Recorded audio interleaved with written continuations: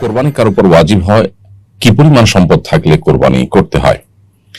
এর উত্তর হলো, ফুকাহে আহনাফের মতে কোরবানির ঈদের দিন এবং কোরবানির ঈদের পরে আরো 2 দিন, এই 3 দিনের মধ্যে কারো কাছে যদি এই পরিমাণ সম্পদ থাকে যে সম্পদ দিয়ে তিনি 52 তোলা রূপা কিনতে পারেন, তাহলে তার উপরে কোরবানি ওয়াজিব হয় এবং এই পরিমাণ সম্পদ থাকলে তাকে কোরবানি করতে হয়। 52 তোলা রূপা কেনার মতো যে অর্থ, সেটা ঠিক কত টাকা?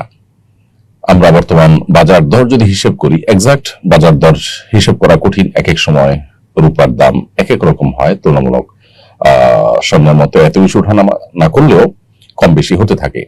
আনুমানিক 80 থেকে 85 হাজার টাকা এর কিছুটা কম বা বেশি এই রেঞ্জের কাছাকাছি অবস্থান করে 52 তোলা রূপার দাম।